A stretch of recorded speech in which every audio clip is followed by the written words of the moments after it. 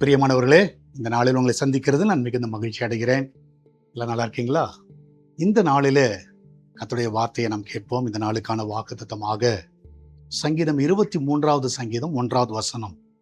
கர்த்தர் என் மெய்ப்பராய் இருக்கிறார், நான் தாழ்ச்சி அடையேன். எல்லாருக்கும் தெரிஞ்ச ஒரு காரியம்தான். ஆனால் இந்த காலை வேளையில் நான் சொல்லுகிறேன், ஸோ கர்த்தர் உங்கள் மெய்ப்பராய் இருக்கிறனால நீங்கள் எந்த ஒரு கவலை இல்லாமல் இருக்கலாம். எந்த ஒரு கவலைப்படவே வேணாம். உதாரணமாக நீங்கள் பார்த்தீங்கன்னா, ஒரு நூற்றுக்கணக்கான ஆடுகள் இருக்கிறது. ஸோ மெய்ப்பன் அதை ஆடுகளை மேய்த்து கொண்டு இருக்கிறார். நல்ல ஒரு ஷெப்பர்டாக இருந்து மேய்க்கிறார்னு வச்சுக்கலாம். ஒரு மெய்ப்பன் மேய்க்கிறார்னு வச்சுக்கோங்களேன்.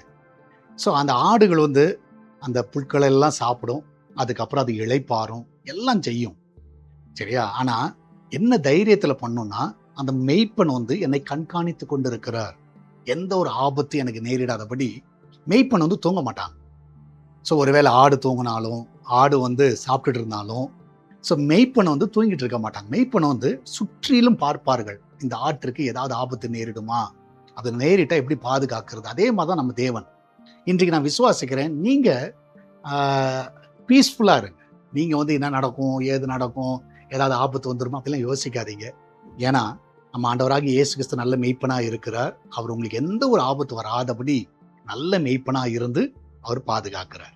நம்ம எல்லாரும் ஜெபிக்கலாமா? நன்றி ஆண்டவரே, இந்த நாளிலே கர்த்தாவே, அநேக போராட்டங்களை குறித்து நாங்கள் பயந்து கொண்டு இருக்கலாம். என்ன நடக்கும், எங்கள் வாழ்க்கை எப்படி ஆகும், இந்த காரியங்கள் என்னவாய் முடியும், பல குழப்பத்தில் உங்களுடைய பிள்ளைகள் இருக்கலாம் ஆண்டவரே.